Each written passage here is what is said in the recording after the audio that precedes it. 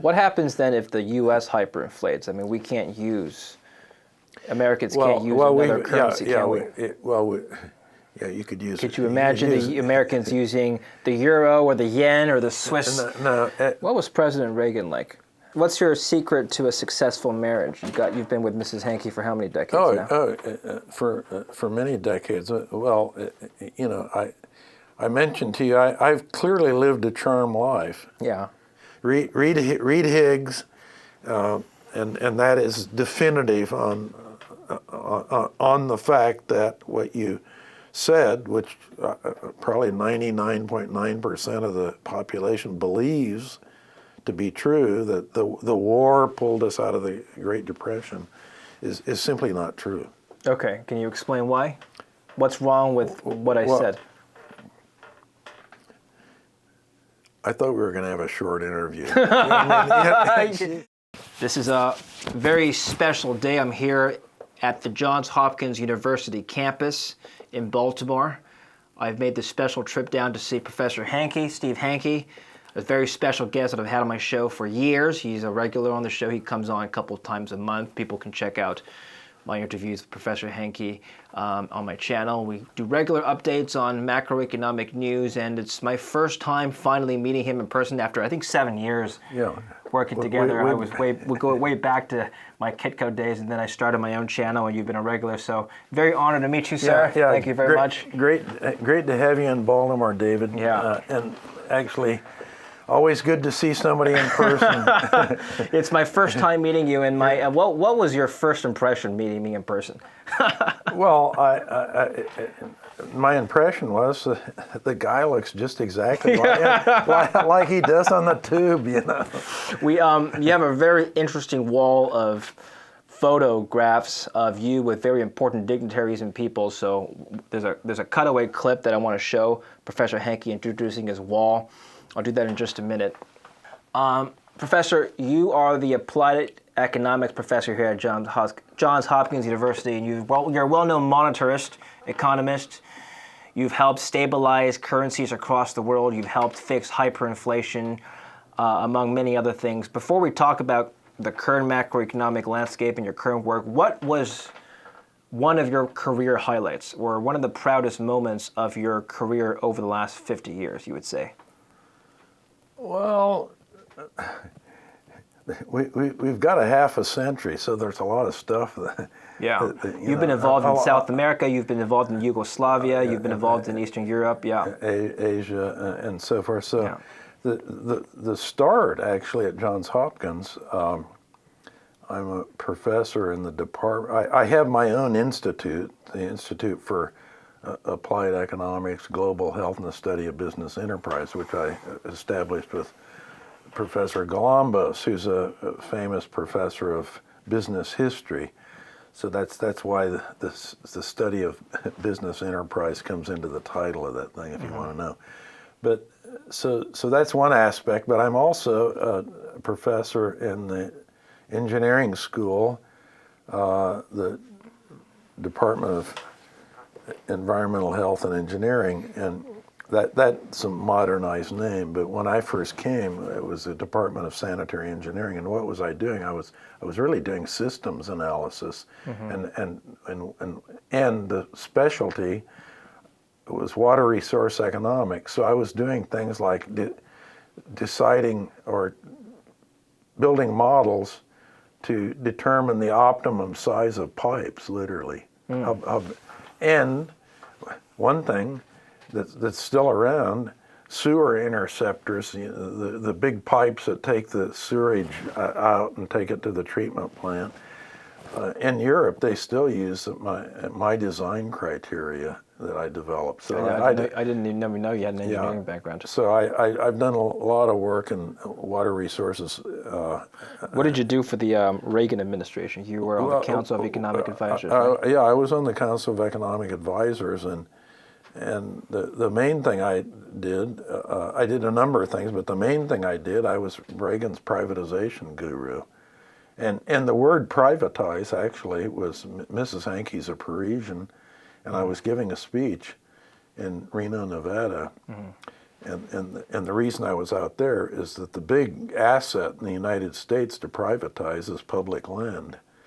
You know, the public lands owned by state and local governments and the federal government are in the United States cover a surface area that's 6 times larger than France. So huge amount of the United States, most of the Western states are not privately owned, the land. So I was out in Nevada giving a speech, and I, as usual, I gave the draft to Mrs. Hanke, and she said, well, you're using some kind of clunky language. She says, you're talking about, you want to privatize these public lands. And I said, oh, that sounds like a good idea. Okay. And there was a little problem. People started pushing back about the use of the word because it wasn't in the English dictionary. This was in the 80s. Yeah. Okay. And it's a French word. She's French. Mm-hmm. So she literally imported into the United States, and then in 1983, we ended up spending a lot of time lobbying Webster's, a dictionary company, to put it in the dictionary. So 1983 was the first time the word was entered. Before we continue with the video, let me tell you about a very serious problem that's affecting a lot of people: data breaches. Now, every day, data breaches of all kinds happen.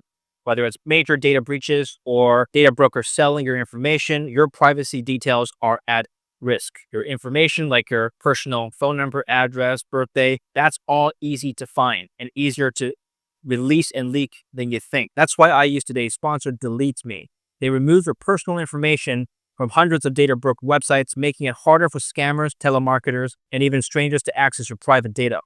It's simple, effective, and gives me a peace of mind. All you have to do is submit your personal details, and within a week, you'll get a privacy report showing where your data was found and removed. Delete Me keeps working all year round to make sure your information stays off of these websites.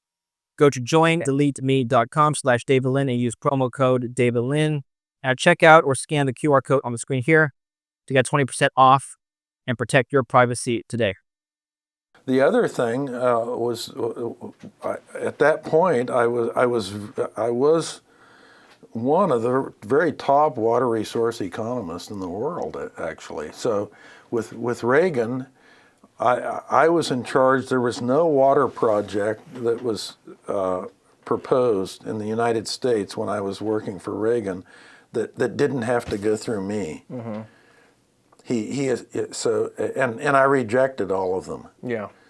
The benefits were less than the cost, basically. So all the reclamation projects, waterway projects, water reservoirs, all of it was, we didn't do any projects. So the two big things were privatization, and primarily the privatization of what we talked about then are termed surplus assets. We were trying to shrink the balance sheet of the federal government. That was the idea. So that's one aspect. Then the other aspect with this water thing, and there's something called the Federal Principles and Standards. And the Federal Principles and Standards, it's the technique and manual that's used for benefit cost analysis to decide whether we should be investing in something. And I was the one in charge of the working group that rewrote that. So those were the two really big things. There were other things that were important. For example, I was one of many that was working on, in particular, Japanese trade.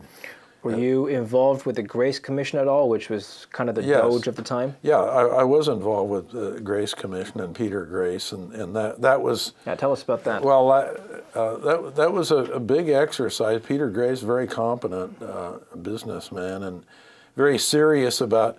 The whole idea was making the government work more efficiently. So we had... now I can't remember, but I think we had like 2,700 recommendations or something came out of that, but almost none of them were ever implemented on. Because what happens, people don't understand. The president is one thing, but to actually implement something and get it done, you have to deal with the Congress. Mm-hmm. And if the Congress wants to put roadblocks up, they will, and they did.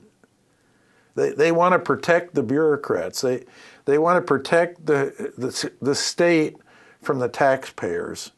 The Congress, it's a very bizarre kind of setup in a way, because congressmen and congresswomen, as well as senators, are supposed to be representing the taxpayer.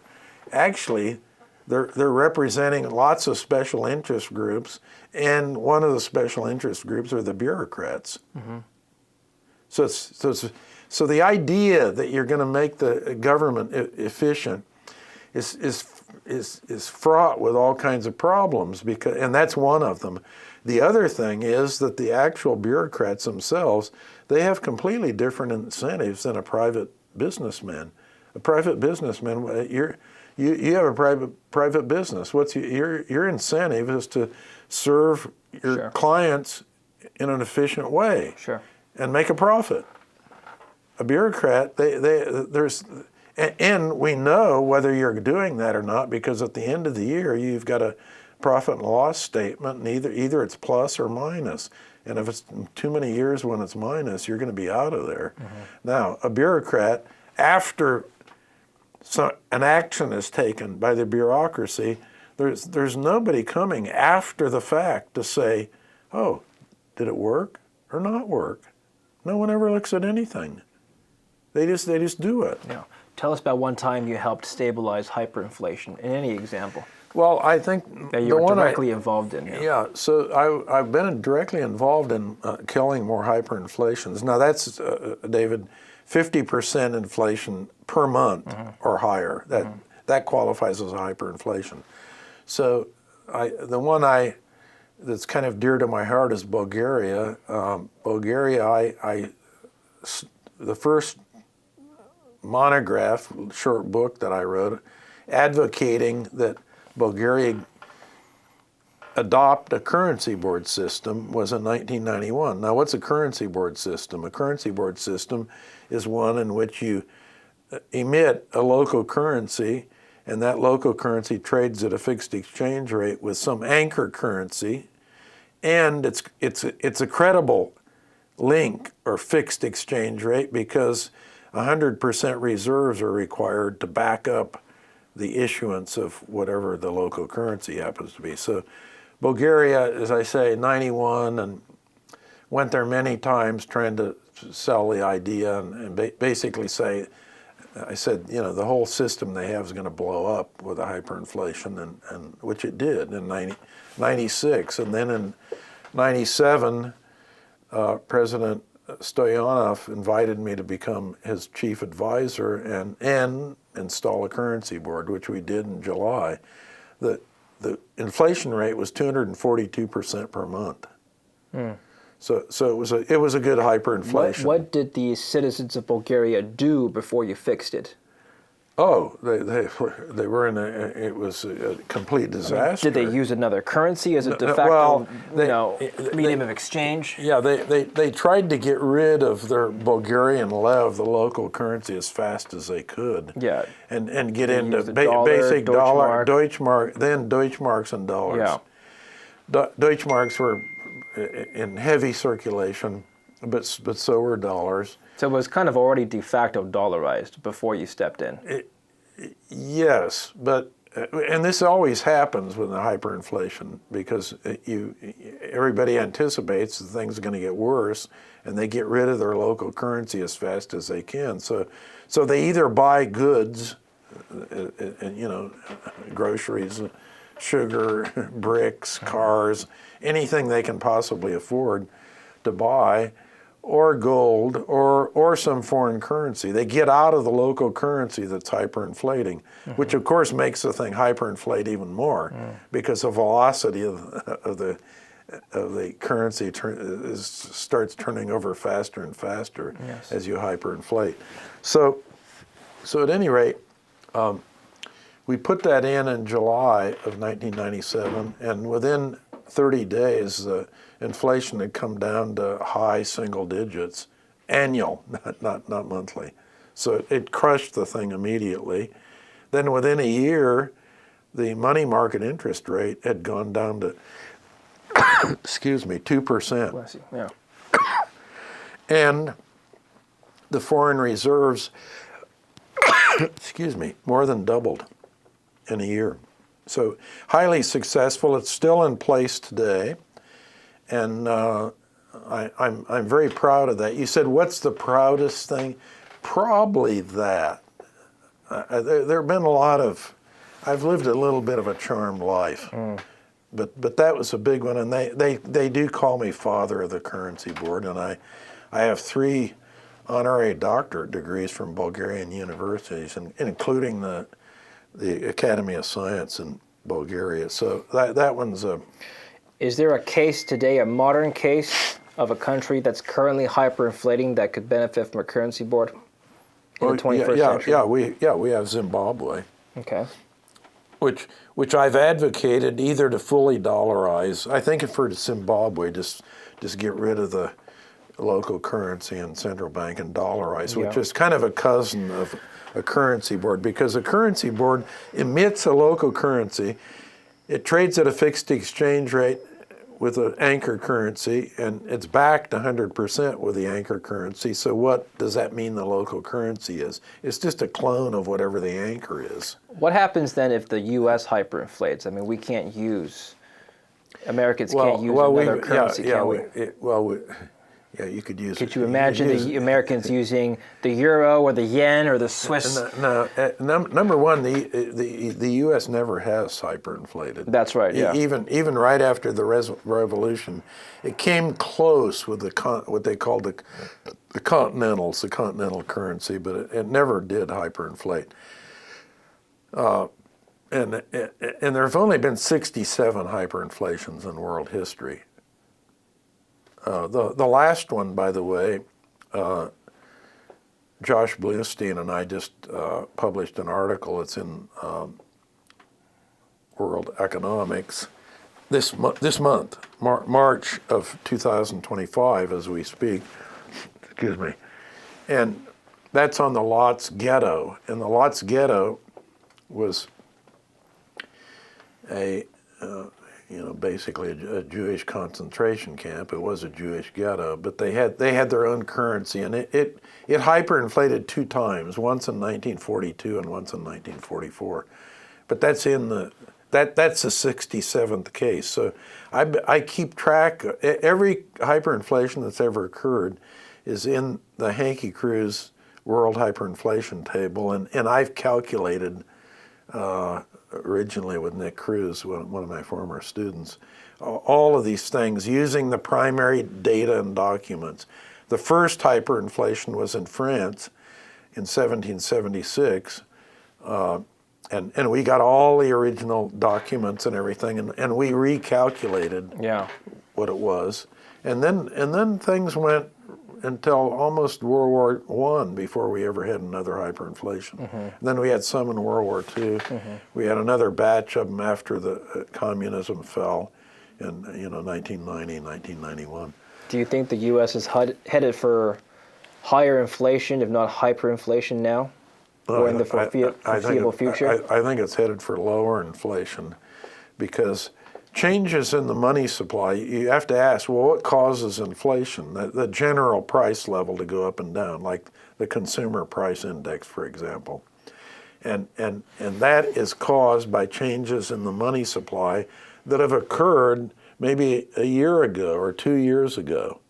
And what's happened a year ago or 2 years ago in the United States? The money supply has been dropping. The stock of money, broadly measured by M2, is actually less today than it was in June of 2022.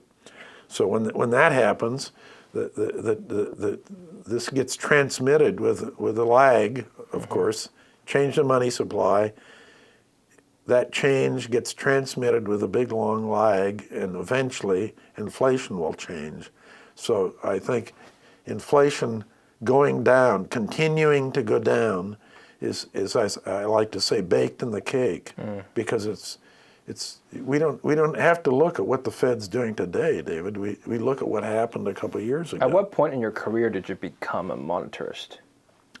or adopt the monetary theory? Yeah. I would say it was always kind of on the back burner, but it became front burner, I would say, around the mid-1980s. Okay. And that was when I started trading heavily and became associated with Friedberg Mercantile Group in Toronto, Canada. Yeah. Which we were trading currencies and precious metals mainly then, and foreign bonds. So to understand those markets, it's fundamental to understand what's going on with the quantity theory of money. You have to have a model. In other words, we at Friedberg's, we were fundamentalists. We weren't driven by data dependency, watching every little piece of data coming out today.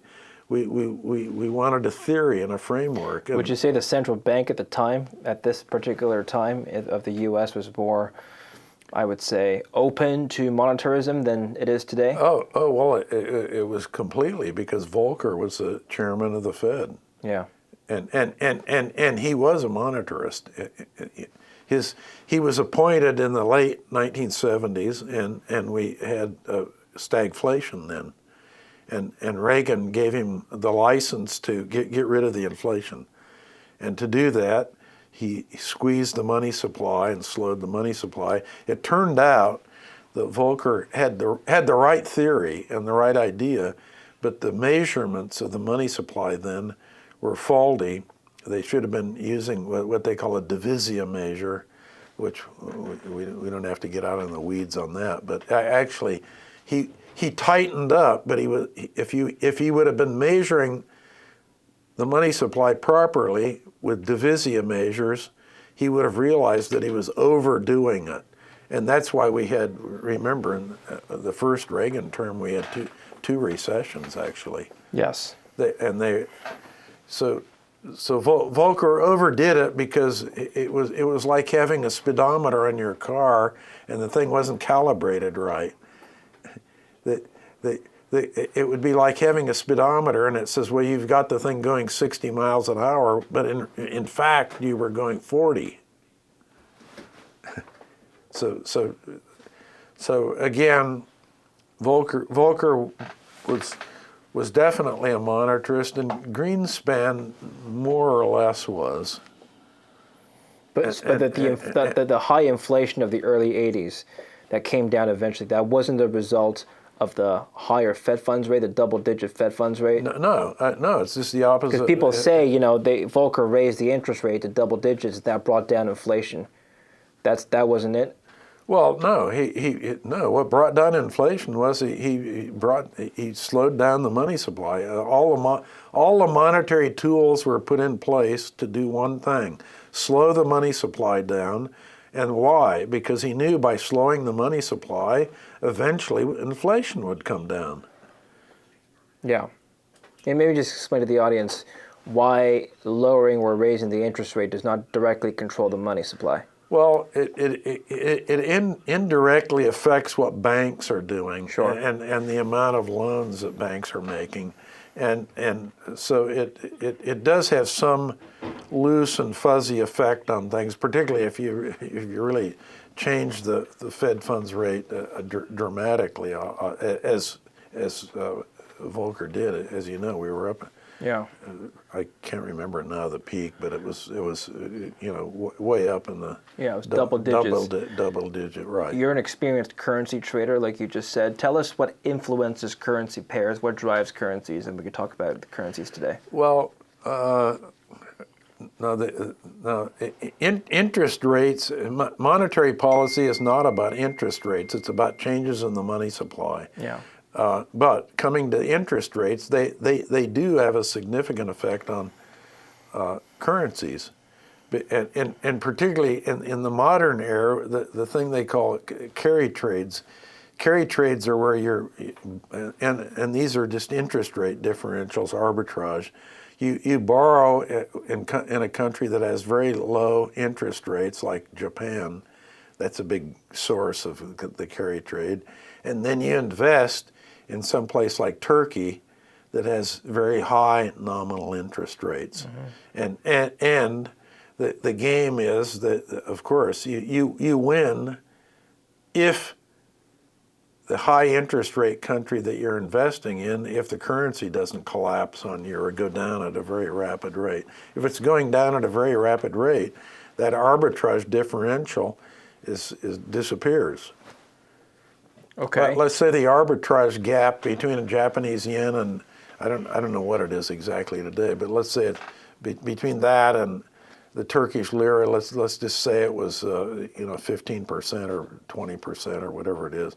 Well, if the lira is going down more than the gap, if let's say the gap between the low interest rate borrowing and the high interest rate investing was 20 percentage points.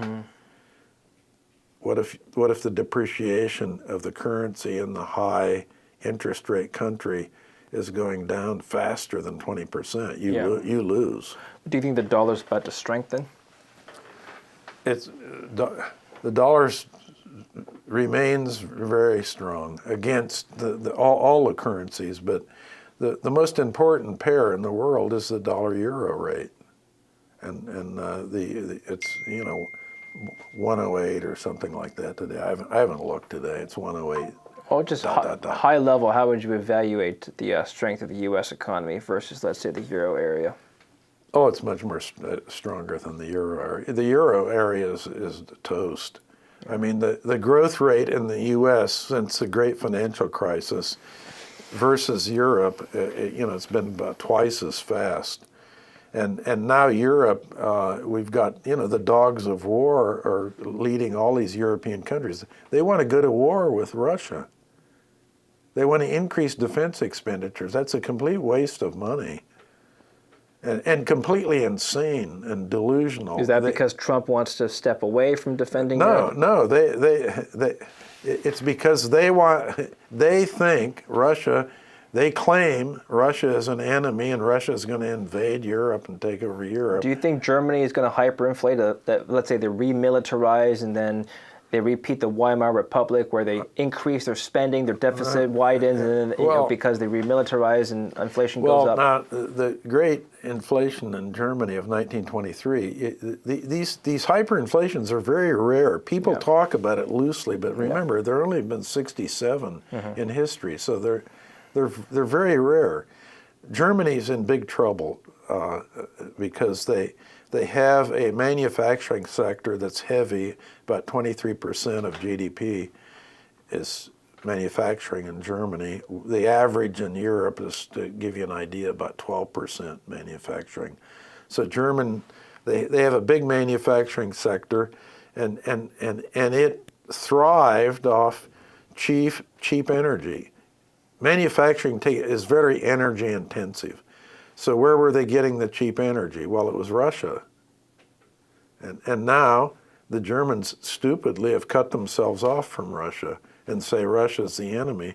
So the prices for electricity are sky high in Germany. And the Greens in Germany have completely taken over everything. So what do you have?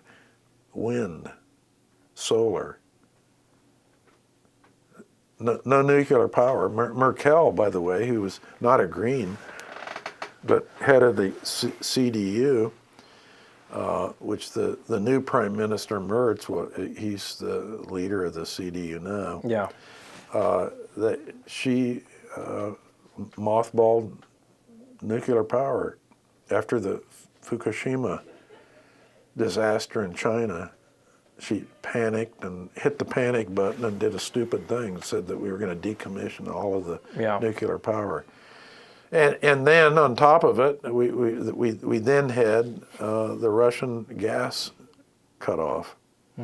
So Germany's in very bad shape, and now Merz is a dog of war and wants to remilitarize Germany, which will end up in a complete disaster for the economy. I mean, and the economy is more or less flatlined since the great financial crisis. I mean, if you take a look at what happened in the U.S. in World War II, the country basically militarized for the war, and the war effort, one argues, could have been one of the reasons the economy came out of the Great Depression, right?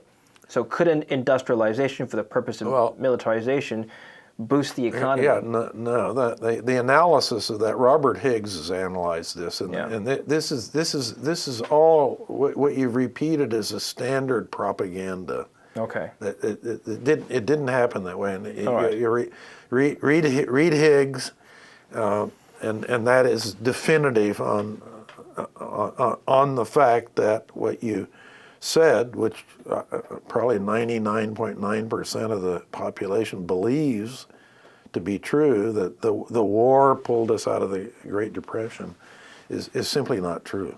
Okay, can you explain why? What's wrong with what I said?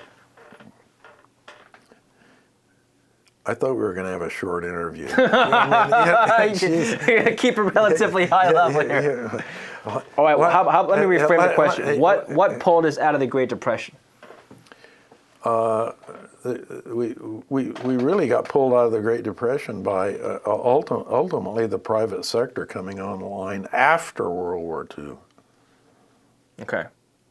It was the private sector that brought us out. And by the way, this is just off topic, but the public debt during World War II skyrocketed, and people today are complaining about the debt problem pulling us into some sort of economic calamity. But if you take a look at what happened in the 40s and 50s, we had skyrocketing private debt, and as you said, the private sector ended up pulling the economy out of a Great Depression. So actually the correlation was higher debt, higher growth. Well, I know correlation is not causation, but but there was a lot of debt that was the record level in terms of debt as a percent of GDP was in World War II, but the economy, the private, everybody came back from the war. The private sector got cranked up, and everything started to grow. Mm-hmm. But remember, Eisenhower was the president, and he was more or less balancing the budget. Sure. So there was a strong fiscal control. Mm-hmm. Let's show Professor Hanke's wall now. We've got Mrs. Hanke and myself meeting with President Pinochet in Santiago. I think I'm the only American who ever met privately with What's the President. Story there? The free market revolution in Chile was all about the Chicago boys, and it was all about Pinochet giving the Chicago boys a license to do economic reforms. This is in Mexico City. This is Nobel laureate Milton Friedman and Mrs. Friedman, Mrs. Hanke, myself, around 1990. What was your relationship like with Milton Friedman? Oh, it was great. Great friend, great mentor, wonderful guy. Up here we have Mrs. Hanke and myself in Buenos Aires with Carlos Menem and Domingo Cavallo. Menem, of course, was the president, and I was his advisor for 10 years, from 1989 to 1999. Domingo Cavallo was famous finance minister. I was his advisor, too. Here we have a good friend and great Nobel laureate economics, Ronald Coase, University of Chicago. This is one of my great students who's now in Hong Kong. Up at the top row, we have the one on the left. That's Senator Dole, who was the speaker, and Steve Sims, Senator Sims, and that's when I was the chief advisor for the Joint Economic Committee. The one down below, that's the first president of Ukraine, Kravchuk, who was here visiting me. That's you on the left. That's me on the left, Kravchuk on the right. And the top picture, the one on the right, the kind of tall fellow, is Kurt Schuler, who I've done almost all my work on currency boards has been with Schuler. He was a postdoctoral student of mine, and now is a high civil servant in the U.S. Treasury. Then moving over here, and the guy right in the middle is Lars Jonig, who I've written a number of books with on currency, and my last book with Jonig was written in 2023. It's on, did lockdowns work? The answer is no. They were a disaster. The top photo there is was the Prime Minister of Lithuania, where I was a state councilor. Saslavicius is his last name. Then moving down to kind of the middle of the thing, that's President Nazarbayev of Kazakhstan. I was his advisor. Then the bottom one here, President Suharto, I was his advisor in the Asian financial crisis. And over here, I'm speaking with the head of the Duma in Russia. This was maybe 1991 or something like that. It was pretty soon after the Soviet Union collapsed. And this one, Gramish Pashko and he was really the number one. He was a deputy prime minister, but he was an economist in charge of all the economic reforms, and I was an advisor in Albania. Here some of my students, one of my classes, I can't remember what year now, probably 2022 or 21. Which one of these photos do you think had the most impactful memory, you think? Oh, I like them all. Former C.J. Arena, former chief of staff, one of my best chiefs of staff. He's still working with Jeffrey Wang right now. Oh. He's in private equity. You want to say hi, Jeffrey? Yeah. Professor Hanke, chief of staff. It's been a pleasure to work with Professor and getting to see all these really absolutely wonderful photos that have all of these memories, which I get the pleasure of hearing about. So I like them all. Let me show you one of my good friends from high school days. He's Cactus Jack Behringer, one of the great entrepreneurs who made a fortune on sales on television. And Jeffrey, what was the big program he was on? Oh, Shark Tank. Shark Tank, yeah. He made it big time in Shark Tank. But he grew up where I grew up in rural Iowa. So that's about it. I like them all. Here's one where I'm going to get. I just found out over the weekend who this was. This painting is in the Louvre, actually.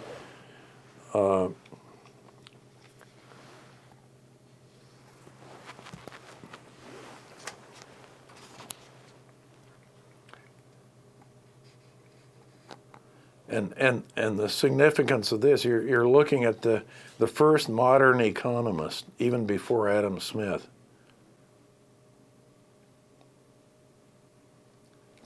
Richard Cantillon, Irish/French. He made a huge fortune in the Mississippi Company and predicted that the Mississippi bubble would burst and got out before it did, and went from being long to short and made another fortune as it went down. So I enjoy these. By the way, Mark Thornton is the one, an economist at the Mises Institute in Auburn, Alabama. He's the one who researched this and found out that this was in fact Cantillon. No one knew before his research that he'd done on it. He's pretty much an expert, Thornton, on Cantillon's work. Okay, so let's finish off here. What would you advise President Trump's administration to do now to stabilize inflation? No, we don't want deflation. We don't want high inflation, and also have a system whereby the American standard of living increases over the next 4 years? So, well, number one, in principle, it's the Fed who's going to decide about inflation because the changes in the money supply. You don't think it's the president? Well, The president's been pressuring the Fed to lower interest rates? No, it depends on what the Fed does. Yeah. So for example, let's say that the same thing that occurred during COVID, that the deficit continues to be big and wide, and that the Fed decides, oh, we're going to buy the bonds that are being sold by the Treasury to finance that deficit. Then we'd have another problem with inflation. If they don't buy the bonds, if they don't monetize the debt, right now the growth rate in the money supply, M2, is only 3.9% per year. Hanke's golden growth rate, consistent with hitting a 2% inflation target, is 6%. So it depends on a lot of things, and I think the biggest long run concern I have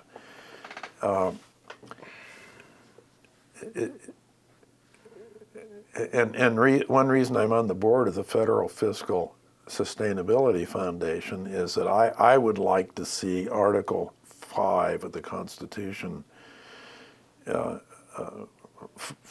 invoked, and there be a constitutional convention where we talked about one thing, and that is putting some kind of brake on the fiscal deficit and debt. So we've had all kinds of statutory quick fixes and so forth. They never work to control things, and no administration has been very effective at it. The only ones we've had three that ultimately were able to squeeze government down as a percent of GDP or squeeze it down relative to the total size of the economy. Eisenhower was one, and then Reagan, not quite as much as Eisenhower, but the big one was actually Bill Clinton. Bill Clinton was the most conservative and the one who squeezed the government spending down. And the reason he did that, of course, we had a divided government then. Remember, Newt Gingrich was the Speaker of the House. And so you had the White House with Clinton was a Democrat and Gingrich was a Republican. Both of them pretty clever politicians, and they decided the only thing they could do was basically use the peace dividend that was coming after the Soviet Union collapsed, shrinking defense and shrinking the government, and that's the big story. It's the peace dividend. Now, what do we have? We've got the war cost. We're expanding. The only thing in this new budget that went through that really expanded is the Defense Department. Yes. Yeah. So we're going in the opposite direction right now. We're going to burn through and waste. They talk about. So all this talk of making the government more efficient, that's not going to really help with the deficit issue, you think? It looks like to me there's right now, as we speak, a lot of smoke and mirrors. There's a plan out there, there's just a plan, an idea, that if they save up to $2 trillion of spending over the next couple of years, 2 years, I think it was a projection, then 20% of that would be paid back to Americans in the form of a check. So basically a tax refund, if you will, of the order of $5,000 per household. What do you think of that? Well, I think from a political point of view, I think it's very clever. I think it'd be very popular. Okay. But are they going to get $2 trillion? I don't know. That's my point. As I say, we talked about this before going through the Grace Commission. It was a great idea, and the commission came up with a great report, a lot of sensible recommendations, but sensible is not a word that's associated with Washington, D.C. It's much more complicated than that. One of the big things I was trying to do in terms of surplus assets, and I was the guy in charge, was to sell some of the surplus Army bases and naval bases and Air Force bases. But that ran into a buzzsaw right away because every one of those bases is located in a state, and there's always a congressional district where they're located. Yeah. So you've got one congressperson who's going to be against it. They don't want to shut it down. And you've got 2 senators in each state. So you've got 2 senators. So right away you have 3 politicians who are against. And that makes it very difficult to get things done. What was President Reagan like? You met him? Oh yeah, he was a very. I knew him when he was a governor of California because at that time I wasn't at Johns Hopkins. I was a professor at the University of California at Berkeley. So I met Reagan initially then, and he was an interesting personality in the sense that in a couple of senses. One, if he walked into a room, the thing would just light up. He wouldn't have to say anything. And that's one thing. 2 is that he knew how to use rhetoric. He was very practiced. We know he was in the movies. Okay, that's one thing. A lot of movie people don't know how to use rhetoric. But Reagan, remember, had a radio show, and he was writing all of his own text himself in longhand. Really? He wrote his speeches? He wrote no, not when he was president, on the radio. Okay. And Marty Anderson actually edited 2 books of these things. Yeah. After Reagan's second term, those came out, and one of the books is called Reagan in His Own Hand. Yeah. And everything is written out in hand. And we have one of the pictures that we went through on my wall, Senator Steve Sims from Idaho. Right, yeah. He was the first politician. He was in Congress then, but in 1976, Sims was the first one to support Reagan. Reagan didn't win that 76 election, or nomination, I should say. But Sims traveled with Reagan a lot, and he said you'd get on a plane with Reagan, and he'd take out a yellow pad and a pencil, and he'd start writing down. He had what people said was universal appeal across both aisles. Republicans and Democrats liked it. Right. He knew how to. It's, this great book which I have at home by Dale Carnegie, how to win friends and influence people. Yeah. He was that kind of guy.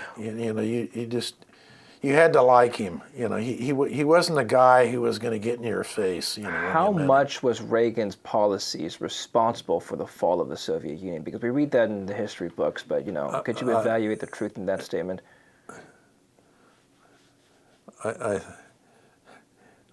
think that's part of the shall we say that's the storyline kind of. That's the American propaganda. I think the Soviet Union was really on its last leg, and fortunately Reagan was smart enough to with Gorbachev to wind the thing down in a peaceful way. When you think about it, it was a huge event. What happened that was bad? I mean, did anyone shoot off any missiles? Yeah. It was a pretty smooth transition from one total regime or system to another. And okay, there were some things. There were some hyperinflations that broke out. I mean, Bulgaria wasn't part of the Soviet Union, but it was under the boot of the Soviet Union, and they had a hyperinflation. Estonia was part of the Soviet Union. It had a hyperinflation, one that I helped stop in 1992 because we put in a currency board. They were using the ruble in 1992 in Estonia. Yeah. They didn't even have their own money. So in June 20th through the 22nd of 1992, we installed the currency board, which I I'd written a book with two people we have up on those pictures. I mentioned Kurt Schuler and Lars Jonig. Yeah. And yours truly, the three of us wrote two books on proposing and laying out the architecture for a currency board in Estonia, and they did it. Yeah. I went there in May and addressed this.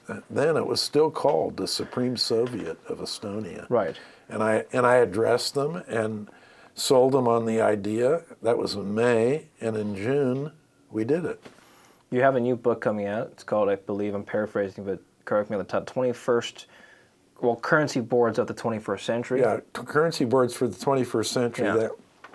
So about 4 months ago, Leland Yeager and I published, Palgrave Macmillan published a book called Capital Interest and Waiting. So that's out. April 29th, Wiley is going to publish a book Matt Sekurki and I wrote called Making Money Work. And the next one, which will come out this year, Kurt Schuler and I have, and I have actually the manuscript over there. It's about that thick. The first draft of it, it's called Currency Boards for the 21st Century. And what we do, we've been working on this thing for about 30 years. What we did, we took we gathered all the financial statements for every currency board that's ever existed. And this meant literally going all around the world, a lot to London.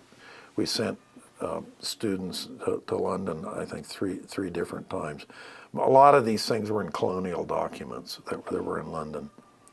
And we digitized it all to actually see how these things were working. And the conclusion is they work pretty much as we thought they were working. But now we have proof. Sure.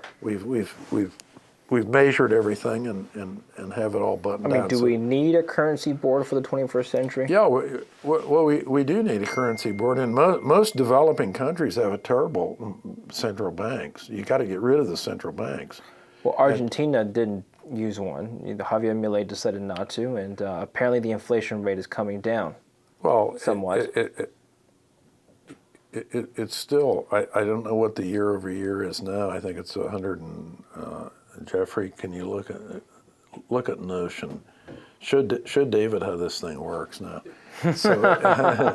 So it's still triple digits. Yeah. But year over year. But it's coming down. But Milei, it made it. Would it have been more effective if they had dollarized? Yes. There's no question about it. I think Milei made a big mistake by not dollarizing. Why do you think he didn't do it? Because he talked about doing it and then he didn't do it. I think he was pressured by the economic establishment and the IMF. And since they owe so much money, $44 billion they owe to the IMF. And I think the IMF called the tune and talked him out of it. The IMF, when we dollarized Ecuador in 2001, I was the advisor, the finance minister, and the IMF was going on and on. This wouldn't work, this wouldn't work. It worked like a charm. Mm-hmm. The IMF basically doesn't know what they're talking about. A lot of rubbish from the IMF. But Jeffrey, thank you. Jeffrey's just handed me. The CPI for February, well, it is down to 67%. I thought it was still triple digits, but the money supply, M3, is still growing at 123% per year. So inflation isn't going to die that fast, and that might be the Achilles heel of Milei. You know, I wrote an article in Fortune magazine with a colleague, and about 2 weeks ago, I guess it's 2 weeks ago. And we showed that how successful the reforms have been, and the economy is, come back to life. But we did indicate the Achilles heel was going to be the peso. Yeah. That's always the case in Argentina. The peso ultimately gets them. I want to close the conversation by talking about education. You're also an educator here at Johns Hopkins. You're a professor. Been here for many, many decades. How do you feel about the possibility of abolishing the Department of Education? Is that necessary? Oh, yeah, I think it's a great idea. Since before the Department of Education, the expenses for education in the United States were actually in inflation-adjusted terms coming down, and the test scores were going up. Since the Department of Education, the cost have skyrocketed, even inflation-adjusted, and the test scores have gone down. So that's a fairly telling thing, at least at 30,000 feet. It's been a complete disaster. Mm-hmm. Okay, so it was much better before we had the Department of Education than after. So you do an event study. You know about the event studies with the stocks. You look at the stock price before the event, the announcement of some new deal they're doing, and then you look to see what happens after the event. Well, and you then determine, well, has the new deal been good or bad? And you can tell by looking at the stock price. what are the major problems of the education system today that need to be fixed at all levels? Well, at the low, number one, there are way too many university students in universities. This has exploded since really the 1960s. That was before the Department of Education, but the expansion, you just have, every little college now, they're not a college, they're a university. They changed their names. Okay. And they have graduate programs producing, fifth-rate scholars. Right. We just have we have too much at the university level, and in my view, of a lot of low-level things. So that's one problem, and at the lower level, grade school, junior high and high school, it's the teachers' unions call a tune, and the level has gone down. You look at the test scores in the United States, they're pretty embarrassing. Right. I mean, the counter argument is you've got to give opportunities to as many people as possible for post-secondary education. Oh, yeah, but there are many ways to do that. You do it. What about trade schools? You teach somebody how to be an electrician. Why should they be going to some third-rate college, getting a college degree that they? It's instead of dumping everyone into what they call a university. Yeah. We should be specializing and training, and some of this is coming, by the way, because of things that you can do online. So what's your advice to younger people today? How do they stay competitive in the future? I think the key is you have to do something that you're passionate about. If you're passionate about being a plumber, by God, be a plumber. And by the way, you'll make pretty good money. And have the main thing is to have a satisfying life. And the only way you can have a satisfying life is to do things that you're passionate about. Not do what people tell you have to do. Oh, you have to go to the university. You have to get a university degree. That's the kind of mindset that a lot of people have. And I think it's the wrong way to go. I think even with the students at Johns Hopkins, I mean, we got one of the top research universities in the world, and there are a lot of students, quite frankly, they're not very. They're here because they've gotten very good test scores, and their parents or whoever have pushed them in that direction. But with a lot of them, I can tell there isn't much fire under them. They're not. They don't really know why they're here, except they've scored very high in test scores, right. Have very high grades, and somehow I have the idea that they should be here. But once they get here, they're wandering around, basically wondering what to do. Some are very passionate about what they're doing, and those. You can tell right away whether they're going to be successful. The ones who have fire,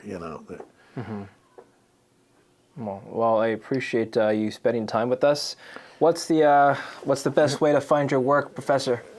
Best way is Twitter for kind of current real-time things, at Steve_Hanke.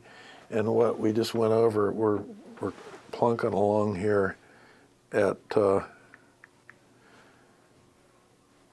Yeah, there's Twitter, and then there's your email as well. Okay, 794,500. So... On the road to 1 million. Yeah, no doubt, very soon. Well, with the advice you gave me today, I'm very optimistic. You've got a great team. Jeffrey is keeping things under control. Yeah. So the Twitter is one thing, at Steve_Hanke. The other thing is, and a lot of people on the David Lynn, they write me, and I put them on my weekly distribution, and that just, my email, hanke@jhu.edu. What's the legacy you want to leave to the world?